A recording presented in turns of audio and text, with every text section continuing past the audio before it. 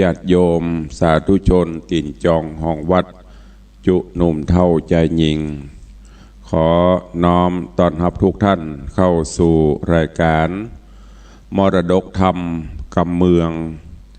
ต่างสถานีวิทยุกระจายเสียงพระพุทธศาสนาแห่งชาติและสังคมคลื่นเพื่อการศึกษาพระพุทธศาสนาและวัฒนธรรมส่งสัญญาณออกอากาศที่สถานีวิทยุวัดฝ่ายหินตำบลสุเทพอำเภอเมืองเชียงใหม่จังหวัดเชียงใหม่ในระบบคลื่นความถี่ FM 104.50 เมกะเฮิรตซ์สถานีวิทยุวัดหนองกายตำบลสันปะยางอำเภอแม่แตงจังหวัดเชียงใหม่ส่งสัญญาณกระจายเสียงในระบบคลื่นความถี่ FM 99.75 102.0 และ 89.25 เมกะเฮิรตซ์สถานีวิทยุบริการสาธารณะวิทยุ CM77 วิทยุอินเทอร์เน็ตล้านนากระจายเสียงในระบบคลื่นความถี่ FM 97.5 เมกะเฮิรตซ์และสถานีวิทยุพระพุทธศาสนาจังหวัดเชียงราย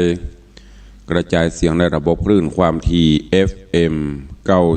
99.50 เมกะเฮิรตซ์พร้อมกันนี้เจริญสุขเจริญปอนสาธุชนญาติโยมติดตามรับฟังต่างเว็บไซต์ต่างเฟซบุ๊กเฟซไลน์ต่างๆติญาติธรรมครูบาอาจารย์ได้กดแชร์กดไลค์ถ่ายทอดออกไปสู่กลุ่มเพื่อนๆได้รับฟังเสียงธรรมะกันในยามเจ้านี้บ่ว่าจะเป็นเฟซบุ๊กของวัดศรีรัตนมงคลร่องยาวเฟซบุ๊กของวัดฝ่ายหินเฟซบุ๊กวัดวังสิงคำและกับเฟซบุ๊กของญาติธรรมเนอะขออนุโมทนาขอบคุณทุกท่านด้วยมาแล้วเนอมาแล้วดังแล้วเนอดังแล้วอย่างดังสถานีวิทยุดังแล้วดังมาได้ตะวาละหลังจากที่เงียบสงบโจมปิ้งดักปิ้งไปได้หลายวันอีพ่ออีแม่ก็ป้ากันปัดตกกระเดกัดตุลุงโทษศัพท์หาตุลุงอันอย่างดักปิ้งเบิดวัตถุได้กระไดอันอย่างดักสถานีวิทยุกับเปิ้นแจงว่าเปิ้นซ่อมเปิ้นแปลงเปิ้นเปลี่ยนเสาอีแม่กับการหมุนไปหมุนมาหมุนไปน่ะกระดักปิ้งไม่ได้ฟังง่อมโอ้หูปะฮอนก็เดี๋ยวนี้มาละปกติแล้วเนอะหูจะอันยังก็ดูตั้งฟังละชัดเจนแจ่มใสกว่าเดิมเพราะว่าของใหม่โลเสาตีเฮาตั้นทั้งหลายโดยการนำของท่านอาจารย์พระครูอภิวัฒนวิกรมญาติโยมศรัทธาครูบาอาจารย์นักจัดรายการเฮาได้ร่วมกันถวายพระป่าเมื่อคราวก่อนตอนนี้ก็ได้ดำเนินการหรืออันเก่าลงแล้วก็เอาอันใหม่ขึ้นไปที่เปิ้นปิดเนี่ยซ่อมแซมเนี่ย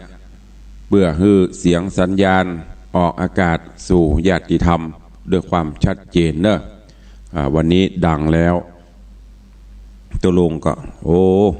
มาเจ้านี่ก็งวงเงียเต็มทีเนอะเพรียก็จะได้สถานีเปิดอันจะเอาแห้งออกมาก็เดี๋ยวก็จะโดนโจมแหมเมาะก็เลยมาสดสิงปะกันยามเจ้าวันนี้หมูหินย่างก่อนเนาะย่างสักกรรมก่อนเดี๋ยววันพุธก็เริ่มหมูหินต่อเพราะว่าจะได้ก็ญาติโยมฟังกันที่วัดตัวครูบาอาจารย์ก็หลายตนหลายองค์ก็เทศละตุลุงก็มาเทศซ้ำแหมเบื่อให้ฟังกันหลายๆรสชาติฟังกันหลายๆสำเนียงเพราะนั้นวันนี้ปฐมฤกษ์เบิกฟ้างานในการเปิดถ่ายทอดเสียงตามปกติของสถานีวิทยุพระพุทธศาสนาแห่งชาติและสังคมที่วัดฝ่ายหิน ตุลุงก็เลยขออนุญาตวันนี้เอานาสาระเรื่องราวต่างๆมาอู้มาจ่ามาพร้อมประชาสัมพันธ์ข่าวสารในชั่วโมงแรกเป็นประถมฤกษ์เบิกฟ้ารุ่งอรุณวันใหม่วันนี้ก็เป็นวันหยุดโดยวันอาทิตย์ภัยยังบ่ตื่นภัยยังบ่ลุกได้แล้วเนอะตื่นได้แล้วเนอะ6 โมงป่ายแล้ว6 โมงป่ายแล้วลูกเจ้ากินพักตังป่ายลูกควายกินพักตังเกาเพื่อไปเสาะหาพักหาไม้โอ้เหลือละยอดอ่อนๆเหมาะเปิ้นเอาไปกับลาบมดเหลือก็ใบแก่เนอะถึงแม้นจะเป็นวันหยุดก็ลุกมาทำกิจการตำบ้านตำจองเนอะเพียวหั่นเพียวนี่โดยเฉพาะช่วงนี้ฝนตกในกะลงกะลากะล็อกกะเล็กก๊อกแก๊กตำบ้านตำจองไปควมไปยังเพียวหั่นเพียวนี่แง่โกงมันนักไปมันรกรุงรังก็เพียวกวาดไปยามเจ้าอากาศก็เย็นสบายควายมาก็จะฮ้อนทำไมจะไปอ้างอันทนอ้างนี่เนอะอย่างเพราะว่าเกลียดค้านทำการงานน่ะบางคนก็โอ้เจ้าอยู่เฮ้ยกำลัง6 โมงป่ายเดี๋ยวขอสักหยิบเตอะปิ่นจะลินไปก็เดียวแหมพลว่าโอ้ควายแล้วเฮ้ยฮ้อนเดี๋ยวเอาไว้แมลงก่อนก็เนี่ยเกิดก็เดียวฝนตกฝนตกแหมเหมาะเฮ้ยไม่ได้เนี่ยสักกำฝนตกเอื้อนแดดจะเล่ออกมาแดดออกแหมเหมาะฮ้อนเนี่ยเป็นฮอวันลักษณะโหนขี้คานเจ้าอยู่ควายแล้วแดดออกฝนตกรอเจ้ารอค่ำอันเนี้ยไม่ต้องรอมันจะเนี้ยก็เนี้ยไปทำไปตุลุงกับกันลุกมาไม่เจ้ามีการหน้าที่ทำก็ทำก็ทำอันนี้ก็แจ้งขอให้ญาติโยมทั้งหลายเขาเนอะวันนี้ถ้าอันนี้ไปก็จะว่าบ่ได้เอาธรรมะก็จะเอาธรรมะเรื่องเกี่ยวกับนิมิตความฝันต่างๆมาให้ญาติโยมทั้งหลายกันวันก่อนก็ต่าง96วันนี้ก็จะมาให้ญาติโยมตั้ง104เฮาและเครือข่ายได้ฟังกันแต่คืนใครฝันอย่างพ่อง มันเจ็บฝันเลขเด็ดเลขเดิดเนอะแต่ติดที่หลวงเจ้านี่มันเจ็บฝันถึงหวยนะมันเจ็บฝันอย่างอื่นแต่เป็นพุทธทำนายกำฝันของพระเจ้าประเสริฐที่โกศลที่เปิ่นฝันแล้วพระพุทธเจ้าก็ได้ทำนายตายตักไว้ในสมัยนั้นว่าเหตุการณ์เหล่านี้จะบังเกิดขึ้นหลังจากที่พระพุทธศาสนาดำเนินไปได้ประมาณ 2,500 ปีคอยหลังไปเหตุการณ์ที่พระองค์ได้ฝันเนี่ยจะเกิดขึ้นไม่ใช่เกิดสมัยพระองค์นี้ซึ่งคำฝันต่างๆบัดนี้ก็เริ่มปรากฏชัดให้เฮาได้หูได้หันกันต่างๆถามว่าแล้วก็เพิ่นยังไปฝันได้สมัย 2,500 กว่าปีเรื่องราวเหล่านี้อยู่ในพระไตรปิฎกแล้วก็เป็นพุทธทำนายที่พระพุทธเจ้าได้ทำนายไว้หลังจากที่พระเจ้าประเสริฐที่โกศลที่อยู่กรุงสาวัตถีจึงได้นอนหรือว่าบรรทมแล้วก็ในยามค่ำยามคืนยามราตรีใกล้จะแจ้งในเตอะก็ได้ฝันหรือว่าสุบินนิมิตได้ฝันถึง16ประการก็เอาคำฝันนั่นไปกราบทูลถามพระพุทธเจ้าพุทธเจ้าก็ได้กล่าวพุทธทำนายว่าซึ่งคำฝันต่างๆมีเป็นข้อดังตีตุลุงจะได้นำมามาจาให้ญาติโยมทั้งหลายได้ฟังกันคำฝันของพระเจ้าประเสริฐที่โกศลข้อที่1พระองค์ได้ทรงสุบินนิมิตหรือว่าได้ฝันหันว่ามีงัวตัวปูสีเหมือนดอกอัญชัน4 ตัว ซึ่งวัว4ตัวนี้ต่างก็คิดว่าจะโจรกันเพราะโล่นมาจากทิศทั้ง4มาสู่ที่ต้องพระลงต้องพระลานหลวงลานสนามหลวงน่ะมาจาก4ทิศโอ้ตั้งหน้าตั้งตาขเมขมันปุ่งมาจะโลวงหมู่คนต่างหลายก็ต่างก็เฝ้ารอดูโอ้พอแล้วงัวถึง4ตัวนี่โล่นมาจากทิศทั้ง4ถึงวันตกวันออกตั้งใต้ตั้งเหนือจะโลมาใส่กันส่งเสียงห้องคำรามคือก้องกำปนาตพอแล้วพอมันใจโจรกันก็ปรากฏว่าพอใกล้เข้าหากันยืนพอแน่กันเสลอบะโจรกันสักกำแล้วก็ต่างตัวก็ต่างถอยออกไปบะโจรกันองค์พระภูมิพระภาคเจ้าก็ได้บอกว่ามหาบพิตรกรรมฝันเหล่านี้ในช่วงนี้บ่มีบ่เป็นหยังในยุคสมัยของพระองค์บ่มีหยังเกิดขึ้นแต่กรรมฝันเหล่านี้จะเกิดขึ้นในเมื่อศาสนาของพระองค์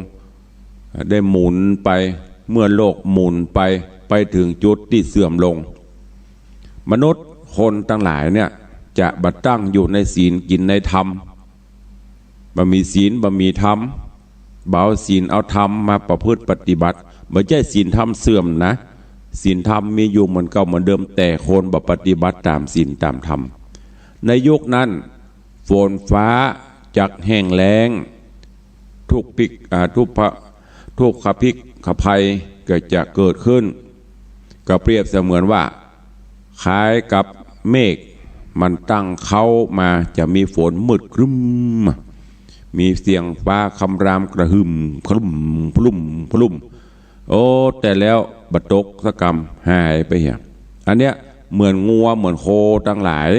ตั้งท่าจะโจรกันหล่นมาไปจะเป็นหน้าแท้ๆขเมขมันแต่บะโจรกันสกรรมเหตุการณ์เหล่านี้ญาติโยมพอออกไม่ออกทั้งหลายเฮาก็หันในปัจจุบันเนี่ยอันเนี้ยมืดครึ้มพอมันยังมีป่ายอันบนหัวเขาเนี่ยก็เดินลมมาปัดหายแสบบัดตกสกรรมเนี่ยก็เปรียบเสมือนกำฝันของพระเจ้าประสิทธิโกศลที่ฝันไว้เมื่อครั้ง2,000 กว่าปีพุทธเจ้าก็ได้ตำนายตายว่าเหตุการณ์เหล่านี้มันจะเกิดขึ้นไปหน้าหลังจากที่ศาสนาเฮาคล้อยหลังไปก็คือ 2,500 ปีไปแล้วอันนี้เป็นกำฝันประการที่1กำฝันข้อที่2พระเจ้าประสิทธิโกศลได้ฝันไว้ว่ามหาบพิตรข้าแด่พระองค์ผู้เจริญข้าพระพุทธเจ้าได้ฝัน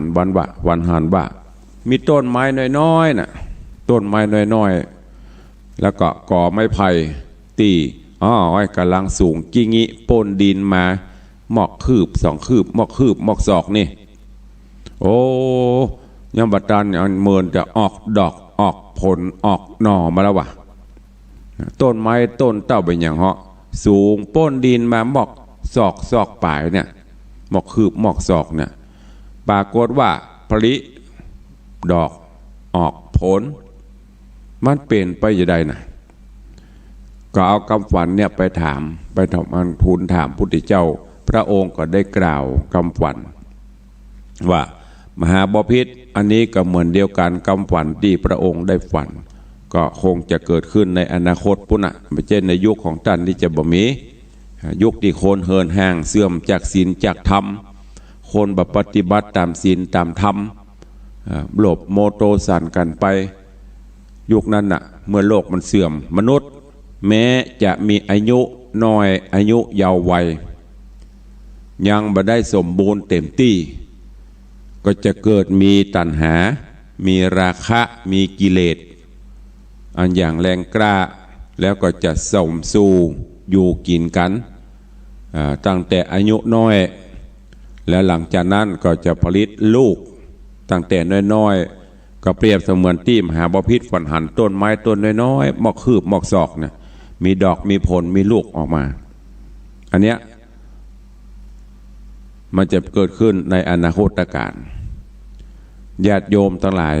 สิ่งเหล่านี้ก็เกิดขึ้นแล้วในกาลบัดนี้เมื่อพระพุทธศาสนาผ่านมาได้ 2,560 กว่าปีมานี่ก็อันยังคือลูกหลานตันเต้าเยาวชนเฮาตั้งหลายเนี่ยหันสื่อหันสารหันยังสปะสเปดอายุ12 13โอ้เริ่มมีราคะเริ่มมีตัณหาสมสู่อยู่ด้วยกันไปเกิดลูกเกิดเต้าออกมาอย่างเลี้ยงก็ไปจ้างอย่างก็ไปจ้างเตื้อเนี่ยเพราะมันเกิดราคะเกิดตัณหากันมาก็เปรียบเสมือนที่พระเจ้าประสิทธิโกศลได้ฝันไว้แล้วก็เปรียบเหมือนคำตำนายที่ครูบาอาจารย์ท่านเจ้าเปิ้นได้ตำนายไว้สู่เจ้าทั้งหลายพอในอนาคตต่างการไปหน้าเนอะคนหรือว่าสู่เจ้าทั้งหลายนะคงจะตันได้แม่นต้นบะแขวงบะเขือเนี่ยมันก็เกิดขึ้นแล้วบะแขวงบะเขือไปเจ้มันสูงเต้าตานเนาะเพราะยิ่งอย่างต้องเอาไม้มาแขวะมาแม่นก็เพราะอันนี้แหละบล็อกบล็อกแป๊กผสมกันไปเกิดลูกออกมาแม้แต่ทั้งหมาญาติโยมทั้งหลายลองพอตะกอนมันตัวใบตัวบอดอย่างบเดียวตัวเต้ากระเป๋าตัวเต้าอันนี่เนี่ยตะเมียวต้นอันลูกน้อยๆเนี่ยตัวเต้าเป็นอย่างเหาะเอาใส่กระเป๋าสตางค์เอาใส่กระเป๋าเสื้อก็ได้โคนเท่ากับกันน้อยลงนะอันนี้คำฝันที่2คำฝันข้อที่3ก็พระเจ้าประสิทธิโกศลได้ฝันไว้ว่าโอ้สาธุมหาบพิตรเจ้าข้าบาทเจ้าได้ฝันหันว่าแม่งัวตัวใหญ่เนี่ยโอ้ปากันไปดูดไปดื่มเนี่ยน้ำนมของฝูงลูกงัวที่กำลังเกิดใหม่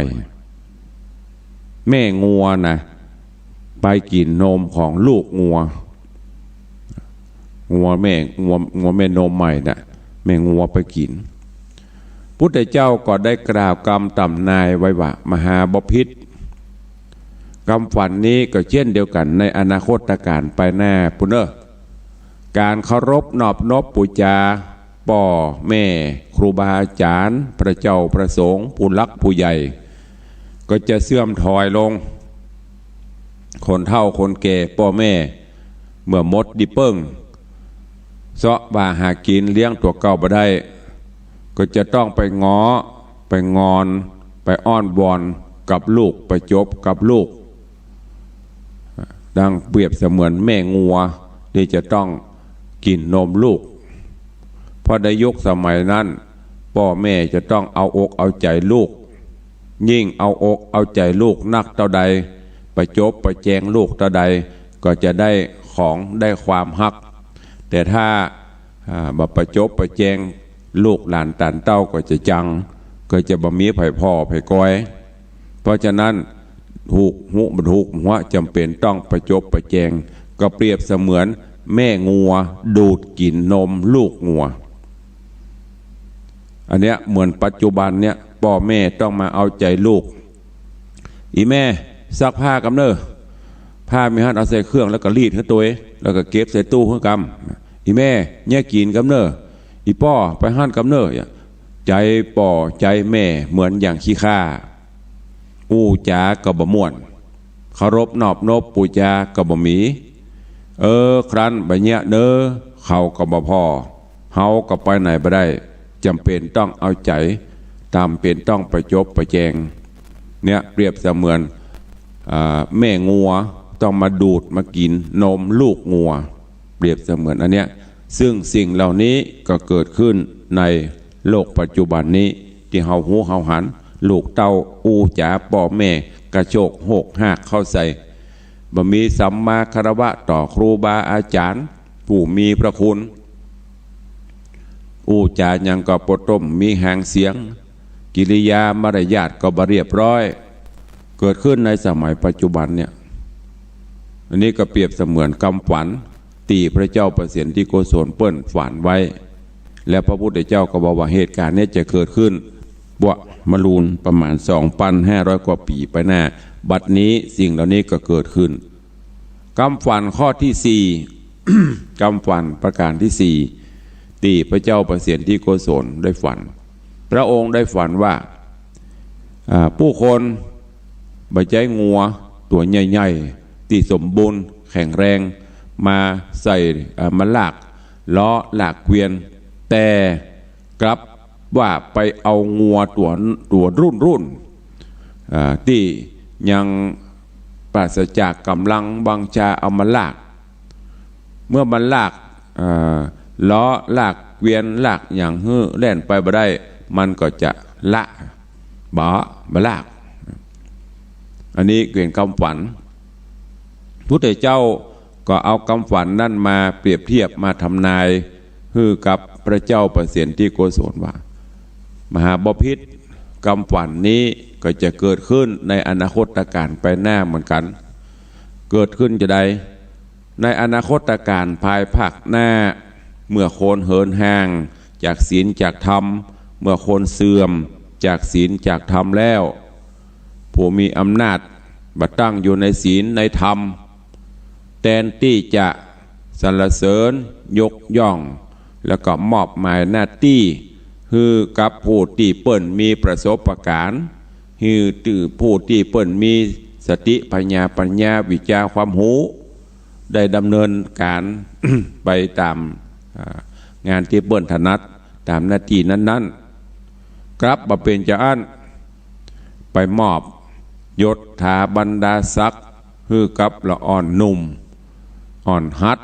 ดอยประสบการณ์ตีประจบสอพอเก่งประจบสอพอเก่งคือปฏิบัติหน้าที่ ตีบ่มีความถนัดจบสายงานนี้ไปเป็นอันปุ้นจบอันปุ้นมาเป็นอันเพปั่นปีนังบ่มีความถนัดปฏิบัติหน้าที่ต่างๆก็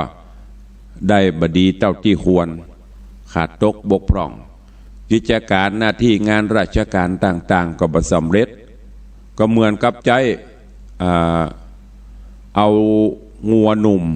เอามาเทียมแอกหรือว่าเอามาใส่ล้อใส่เกวียนมันก็แล่นมันก็ไปบ่ได้ฉันใดเพราะมันมีประสบการณ์สิ่งเหล่านี้ก็ฉันนั้นอันนี้คือเรื่องราวคำฝัน ที่พระเจ้าประเสนที่โกศลได้ฝันแล้วก็นำไปทูลพุทธเจ้าก็ได้กล่าวคำฝันแก้คำฝันฮือประการต่อมาคำฝันข้อที่5พระเจ้าประเสนที่โกศลทรงฝันว่าโอ้หันแม้ตัวหนึ่งแปลกประหลาดดับเบิ้ลหันแม้ตัวหนึ่งมีปากอยู่2 ปากโอ้2 ปากนี่แล้วหมู่คนตั้งหลายก็ปากันเอาแง่เอาอันอย่างมาป้อนฮื้อที่ปากตึง2 ข้างตึงสองปากนะมันก็เกี้ยวกินอย่างอร่อยกินอย่างสบายกินได้ถึง2 ปากนะพระพุทธเจ้าก็ได้ตำนายตรายคำฝันบอกว่ามหาบพิตรเจ้าเรื่องนี้ก็เช่นเดียวกันในสมัยการปัจจุบันนี้บ่มียุคของพระองค์ท่านจะบ่มีแต่ในอนาคตการภายหน้าสิ่งเหล่านี้จะเกิดขึ้นเมื่อผู้บริหารหรือผู้มีอำนาจบัดตั้งบัดดำรงอยู่ในศีลในธรรมบ่มีศีลบ่มีธรรมในจิตในใจหรือมีมันน้อยบุคคลเหล่านี้ก็จะตั้งเอาคนพาลคนที่บ่มีศีลบ่มีธรรมเอามาไว้ในตำแหน่งอันที่มีผลต่อคนอื่นที่จะให้ผลดีผลให้กับคนอื่นมีผลกับคนอื่นคนเหล่านั้นก็จะบันนึกถึงบาปบุญกุลโทษนึกถึงกะอามิตรสินจ้างนึกถึงกะเงินกะทองอย่างเดียวแล้วก็เมื่อบ่มีศีลบ่มีธรรมก็จะตัดสินคดีความต่างๆตามแต่จิตแต่ใจจะชอบโดยเอาศีลบาปศีลบนจากดึง2 ฝ่ายจำเลยก็เอาฝ่ายโจทย์ก็เอา เหมือนอย่างม้า2 ปาก กินดึง2 ปากซ้ายมาก็หวับขวามาก็หวับมันเนี่ยเหตุการณ์เหล่านี้ก็เกิดขึ้นและปัจจุบันนี่ก็เรื่องเหล่านี้มีแต่ข่าวที่เขาได้หูดหันก็เพราะอย่างเงี้ยเหมือนอย่าง มีม้า2 ปากกินหญ้าถึง2 ปากเหตุการณ์ความฝันประการที่6ได้ฝันว่าฝูงหมู่คนทั้งหลายได้เอาถาดทองคำเนี่ยซึ่งมีราคาแพงยิ่งบาทเดียวสำยิ่งบาท30,000 ปลายก็นะเอาถาดทองคำราคาแพงๆเนี่ยเอาไปอย่างเอาไปให้หมาให้สัตว์เลี้ยงให้หมาจิ้งจอกแก่ๆเท่าๆตัวหนึ่งพร้อมกับเจิญให้หมาจิ้งจอกตัวนั้นใครเหี่ยวขี้เหี่ยวใส่ถาดทองนี้เนอะปะโลถาดทองคำเอาไปให้หมาจิ้งจอกแก่ๆเท่าแล้วก็เจิญเพื่อไปขี้ไปเหี่ยวเดือขี้เหี่ยวใส่ถาดทองคำนี่คำฝันนี้พระพุทธองค์ได้กล่าวไว้ว่ามหาบพิตรต่อไปในอนาคตการ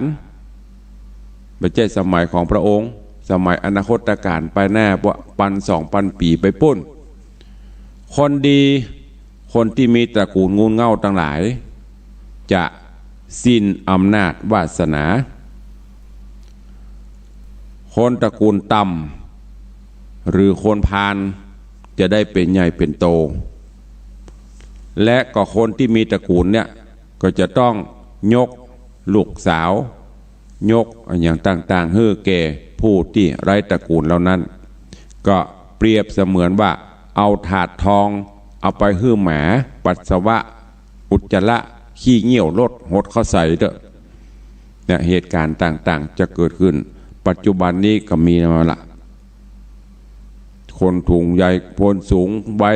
คนที่มีฐานะหลักฐานอำนาจวาสนาก็จะค่อยตกต่ำไปละ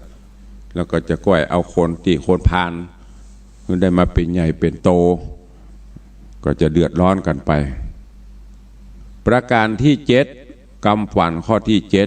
7พระองค์ได้ฝันว่ามีพ่อชายคนหนึ่ง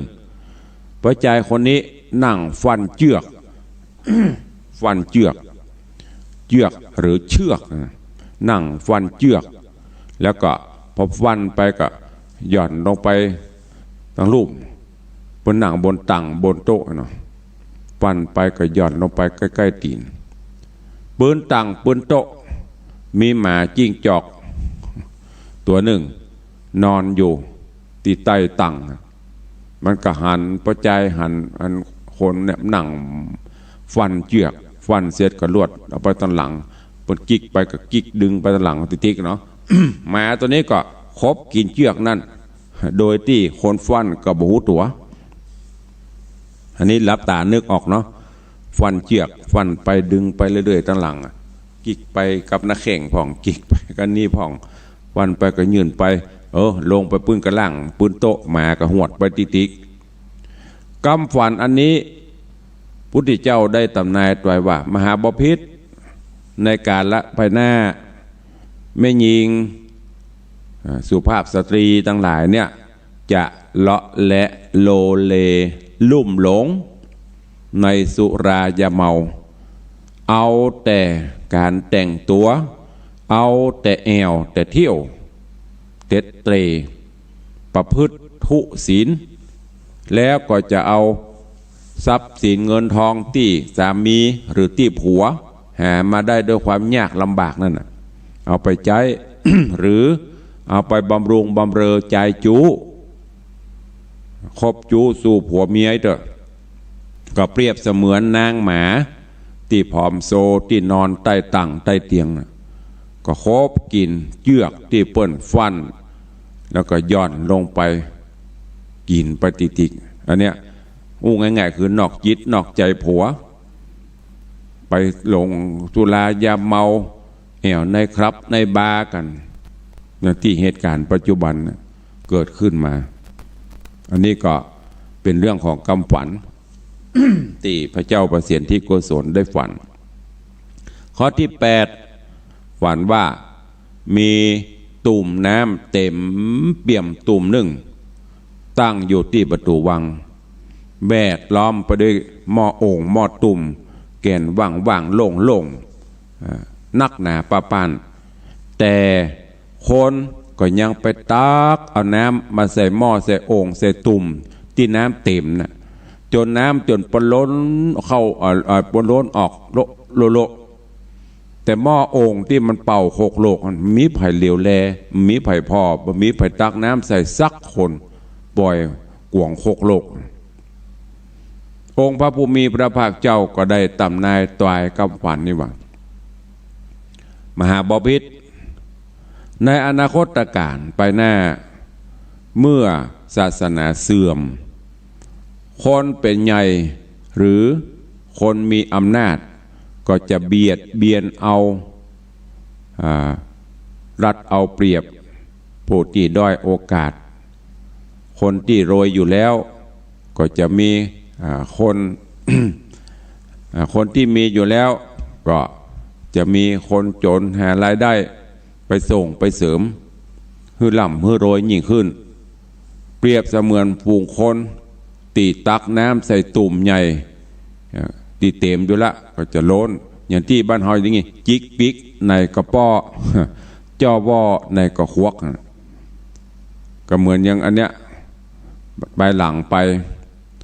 คนที่เป็นใหญ่คนที่มีอำนาจวาสนาจะไปเบียดเบียนเอาทรัพย์สินเงินทองของเปิ้นที่เปิ้นตกทุกข์ได้ยากคนที่รวยอยู่แล้วก็จะรวยล้นฟ้าคนที่ทุกข์ก็จะทุกข์ไปเนี่ยเหมือนอย่างที่มันเกิดขึ้นในปัจจุบันนี้เพราะฉะนั้นญาติโยมทั้งหลายทุลุงก็เอาคำฝันตอนเนี้ยมาพุทธทำนายมาโอ้มาเอ่ยมาจ่าเฮือญาติโยมทั้งหลายเนอะก็ได้มาประมาณ8 ข้อเดี๋ยวที่เหลือก็ก่อยวันใหม่วันนี้ถ้ามีเวลาก็จะได้มาโอ้มาจ๋าคือกับญาติโยมทั้งหลายพอออกไม่ออกทั้งหลายเหตุการณ์ต่างๆในบ้านในจองเฮาปัจจุบันนี้เหมือนนิมดเข้ากับพุทธทำนายที่เปิ้นทำนายตวายตักไว้ประกอบกับที่ครูบาอาจารย์เปิ้นได้ทำนายตวายเหตุการณ์ไปหน้าไว้ปัจจุบันนี้สิ่งเหล่านี้ก็เกิดขึ้นฉะนั้นเฮาท่านทั้งหลายเนอะขอให้เอาศีลเอาธรรมประจำจิตประจำกับจิตกำจับใจไว้จะไปปล่อยให้ตัณหาต่างๆความโลภความโกรธความหลงครอบงำจิตใจนักล้ำไปจะไปลืมตัวลืมตนล้ำไปพยายามเอาศีลเอาธรรมประพฤติปฏิบัติชำระจิตใจเฮาแล้วก็จะได้มีความสุขไปตลอดกาลก็ฝากไว้กับญาติโยมทั้งหลายเนอะตุลุงอู้ไปเวลาก็เขื่อนค้ายย้ายไปติกเวลาก็ใกล้จะหมดละก็เข้าสู่โหมดได้รายการในวันนี้ปฐมฤกษ์เบิกฟ้าเปิดสถานีหลังจากที่ได้หยุดไป3-4 วันวันนี้ก็ได้ยินกันโมดแล้วเนาะแล้วก็วันเสาร์วันพุธวันเสาร์ก็ได้หลายสถานีวันนี้ ใต้รายการวันนี้ก่อนที่เราจะได้เปิดหน้าไมค์ก็ขอเจริญพรประชาสัมพันธ์ข่าวสารเนอะกับญาติโยมทั้งหลายช่วงนี้ก็คงจะเน้นเหลือเวลาแถมประมาณ10 กว่าวันก็จะถึงวันงานอย่างตุลุงงานทำบุญอายุวัฒนมงคลครบรอบวันเกิดของตุลุงและงานทำบุญหล่อพระเจ้าทองคำพระพุทธรูปหลวงพ่อสิงห์คำที่วัดวังสิงห์คำเนอะตุลุงก็ได้ประกาศและก็ต้องกราบขอบพระคุณท่านเจ้าอาจารย์พระครูสมุวิศวัตรเปิ่นได้ตัดได้แต่งได้แปลงบนห้องอย่างก็สปอร์ตโฆษณาโดยเอาเสียงตุลุงแล้วก็เปิดต้นชั่วโมงให้ฟังกำหนดงานก็ขอกราบขอบพระคุณท่านเจ้าตัวเองวันเสาร์ที่22นี้เนอะที่จะถึงปฏิกิจการใดก็จอมเอิญเชิญชวนได้มาร่วมโมทนาสาธุด้วยกันเนอะขอขอบคุณอนุโมทนาบุญญาติโยมศรัทธาเนอะที่ได้ร่วมปัจจัยส่งมาก็มีตะวานี่มีของนางสาวทองใบสุริยะแม่สนแล้วก็มีแม่จันนวลหรือว่าโยมจันนวลชัยราชอันนี้ส่งมาจากปุ่นบกขุนหวาน มาจากสันปะตองก็ขอบคุณทุกท่านตัวนอกจากนั้นก็เป็นใครที่เป็นเจ้าภาพต้นเงินต้นทองเนอะวันนั้นขอบคุณกับปออุ้ยปันพี่ไอ้นรงค์มูลศรีก็ได้นำเอาน้ำดื่มมาถวายที่วัดวังสิงห์คำประมาณ200กว่าแพ็คแล้วก็หลายๆท่านบอกว่าจะเป็นเจ้าภาพต้นเงินต้นทองบอกว่าจะเป็นเจ้าภาพพระป่าหรือเป็นเจ้าภาพสังฆทานเจ้าภาพน้ำเจ้าภาพโฮงทานก็ขอบคุณอนุโมทนาบุญตัวพี่น้องตังดอยสะเก็ดปหลวงก้อนก็ดีหรือว่าญาติพี่น้องตังดอยสะเก็ดก็ได้แจ้งมาจะเอาอย่างก็กาแฟเทพเสด็จมาตัวแล้วก็จะมีอาหารโฮงทานกินลาบอีกอ่ะอาหารเปิ้นแจ้งมาพอดีตุลุงกำลังชัดแบตอยู่ถูกมาตัวมันผูกก็แจ้งกับใครจะอู้จะเอ้ยจะจ๋าก็เตืองหาตุลุงเข้ามาเนอะยามเจ้าวันนี้พอเหรอมีกี่สายเปิดให้อู้บ่ทีโทรอันวิทยุดักโทรเข้ามาโลจนเตือจำวัดกับผมให้จำดีก็ได้กับตะเลก็ได้หาแล้วตุลุงไม่อย่ามาดักปิ้งวิทยุวันนี้ใครจะโจมอย่างฟังเข้ามา0817836540ใครจะอู้ตัวตุลุงก็เติงหากันก็4-5 วันบ่ได้เตะทำให้ฟังจะลองพอวันนี้มีกี่สายสายที่1เจริญปอนโอ้ดักปิงสายที่1เจริญปอนก็จะโทรมานี่จะได้นะสายแรกก็ดักปิงถ้าจะหมานดีเด้อว่าได้กำว่าสายที่2เจริญปอนไม่ซาเจริญปอนปนานครับปนาประสิทธิ์ครับในปลายแล้ววันที่22จะเข้ามาสาธุอนุโมทนาฟังกันฟังอยู่วันนี้สุดยอดนะวันนี้สุดยอดแท้ๆเนาะเดี๋ยวค้างแหมอยู่ปลายตักเนาะโอ้ค้างแหมเก้าข้อครับผมครับเจริญปอนปนานเด้อสาธุปนานประสิทธิ์โอ้ครูบาอาจารย์ปน้อยปนานวังอยู่วันที่22จะเข้ามาโอ้ดีใจอนุโมทนากับปนานเด้อขอบคุณตัวสายที่0817836540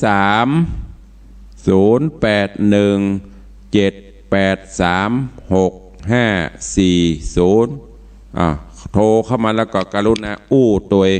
แล้วก็กรุณารีวิทยุตัวเพราะว่าเสียงมันจะไม่ได้บีดวี่กัน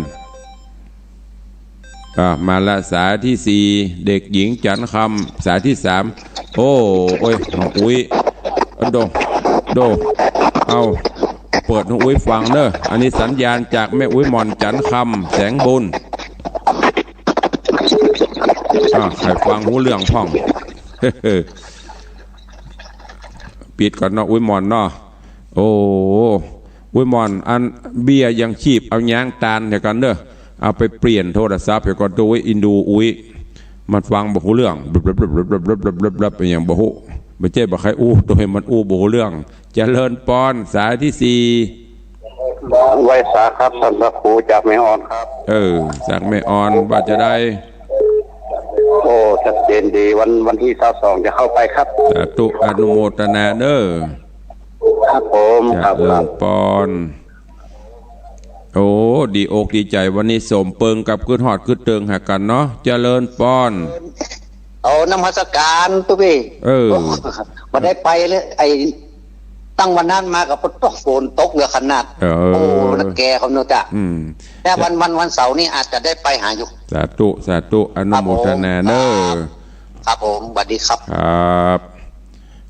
วันนี้ม่วนหลายเข้ามาโลอีกะโอ้เพียสุดเพียก็ดึงใครลุกมาเตะให้ฟังใครจะโอ้ตัวตะลุงป้องดักปิ้งเขามันกำลังใจหายหมดวันนี้สมรัตติมาได้ฟังกันหลายวันที่นายแหมสัญญาณเป็นจะได้พ่องเปิดเนี่ยแจ้งเข้ามาตัว มันมีอันนั้นหน่อยเนอะตุลุงมันชัดเจนดีเนอะก็แจ้งเข้ามาตั้งเหนือตัวเนอะหนองกายที่ฟังจากวัดหนองกายโทรศัพท์เข้ามาก็ลวดกราบขอบพระคุณเมตตาบารมีท่านเจ้าจารย์พระครูวัดหนองกายตัวเนอะบัละบลืมกันแทนที่เขาจะไปช่วยเปิ้นก็มาช่วยเฮามาช่วยยังเปิ้นจะเอาน้ำมาช่วยประมาณ2,000 ขวดก็กราบขอบพระคุณในเมตตาบารมีตัวเจริญปอนมันบัดดีอุ้ยเหยละอุ้ยกับพระเจ้ามันบัดได้ยินมันเสียเวลาเห็นบัดได้อุ้ยเหยโดอุ้ยมอนเหยบัดต้องโทรเนอะโทรศัพท์อุ้ยมอนบัดดีเสียงมันบลับกับตุลุงเปิดให้ฟังแล้วมันฟังบ่หูเรื่องเลยอุ้ยมอนจันคำแสงบุญบัดต้องโทรเข้ามาเนอะอันเสียเวลาเห็นบัดได้เพราะโทรศัพท์อุ้ยบัดดีก็เดี๋ยวรอมันดีๆก่อนค่อยโทรนะอุ้ยเนอะโอ้อินดูคนเท่าก็ใครอู้โดยตุลุงแล้วมันสื่อสารกันบ่ได้ยินบ่หูเรื่องเจริญปอนเจริญปอนแม่บ่ได้ฮะหลายวันไม่ได้เจอกันเลยนั่นน่ะก็ดีอันแม่ตกลงแล้วแม่โอนตังค์ให้ท่านปลักต้นอ่ะก็ได้เดี๋ยวท่านอันจะฮื้อเขาปักมาฮื้อต้องนี่มาเดี๋ยวจะแป่งกำลังฮื้อครูบาขับแป่งแต่นไปอย่างเขาตัวปักงามๆเดี๋ยวหลานออกมาวันนี้ปลูกแล้วอย่าให้ท่านส่งบัญชีให้แม่บัตรโตก็ได้มาวันงานก็ได้เราไปเป็นยังอันก็ได้หรอกอันก็ได้แต่ยอดมาวันงานพวกตอนนี้เป็นยังเดี๋ยวจะสำรองไปได้เลยจะเลิญปอนนะแม่เนอร์สาธุชัดเจนขนาดจะพูนอนุโมทนาโยมแม่จันดีวิสุทธินันท์จากเจดีย์แม่ครัวผลการรับฟังชัดเจนแจ่มแจ้งดีฟังจากวัดฝ่ายหินก็ฟังจากวัดหนองกายตัว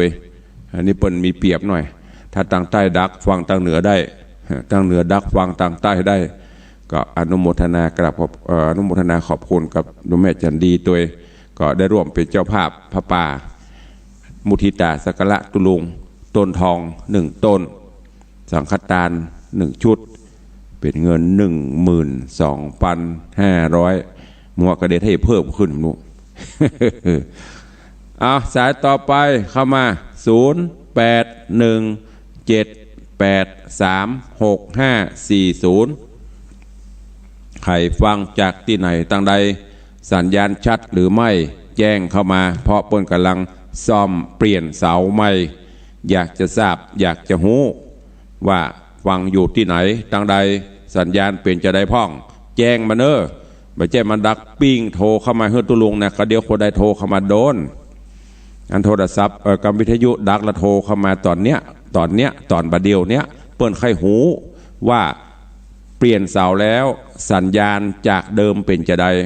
ไปถึงที่ไหนพ่องฟังได้พ่องแจ้งเข้ามากำขอเมตตาหยิบหยุบโทรศัพท์แจ้งเข้ามากำไม่ใช่หอมตุลุงนะหอมก็ได้บ่หอมก็ได้ตอนนี้อยากจะหูว่าเสียงเป็นจะได้เพื่อประโยชน์ของท่านทั้งหลายเปิ้นบอกขอเช็คสัญญาณก็ดักปิ้งฟังนี่แม่ฟังกูตนกูองค์กับม้วนอุ้ยขอโทรเข้ามาแจ้งกำโทรมจ้างที่โทรศัพท์กองฐานีวิทยุดักโทรเข้ามาโลแล้วตุลุงอุนักตุลุงก็โจมดีโดนตึงขึ้นโดนตึงล่องอันนี้ตลอดเจริญปอนอีกะคนบอกเขาโทรถ้าเดือดก็ตึงบ่โทรเนาะเนาะถ้ามันดักปิ้งแล้วเดือดร้อนถ้าอยู่บดายนี่ไม่สนฟังฝ่ายยินน่ะมันก็ได้ยินนะมันได้ยินวันนี้นี่ก็น่ากะก็โทรเข้ามาเพื่อจะได้หูว่าชัดบ่ชัดเนอะวันนี้ชัดเจนดีสู้หายก็ได้บอกท่านพระครูสมุวิศวัตปิดสักปีปล่อยคนเท่าช็อกสาธุอนุโมทนาเจริญปอนสาธุตุลุงฟังสัญญาณชัดเจนเจ้าจากแม่กวงสันทรายเจ้าหายไปได้เป็นปีนะแม่กวงสันทรายเนาะฟังตลอดแต่บัดโทรมากว่าอะไรอื่นโทรมานี่ฟังตลอดเจ้าสาธุแล้วงานนี้จะมาก่อนแต่ว่านัดตุลุงจบข่าวสาธุอนุโมทนาเนอเจ้าฟัง อีกะโทรเข้ามารายงานผลเจริญปอนอ้าวสายต่อไปขจายเนอะเวลาจะหมดละเหลือแถม1 นาทีสุดท้ายเจริญปอนแม่ครูเจ้าเสียงใสชัดเจนดีนะเจ้าอีกะของใหม่แล้วเนาะเจ้าของใหม่เจ้าตีติเต้นะเจ้าเสียงชัดเจนแบบมีสู้ๆที่อย่างนี้เจ้าเนี่ยไก่พอปกติฟังแล้วไปรายงานเจ้าพอดีนี่บินมาบ้านหน้าบ้านพอดีกันเลยหล่นมาตันอยู่เจ้าจะตุอนุโมทนาเนอะมคุณเนอะจะเลิศพรขอบคุณทุกเสียงทุกสายเนอะวันนี้เวลาหมดเวลาขอนำรายการจากไปก่อนนอกจะไปลืมเนอะ22 สิงหานำพามาพบกันที่ในวังขอบคุณทุกท่านตัวบัดต้องตะเล่ละเวลาหมดละจะไปละหมดเวลาละมันเดี๋ยวจะไปเบียดเวลาเปิ่นเนาะขอนำรายการจากทุกท่านไปก่อนอยู่ดีมีสุขเหมือนกันจุตนจุองจุผู้จุโคนเนอจัตตาโลธรรมาวัตันติอายุวันโนสุ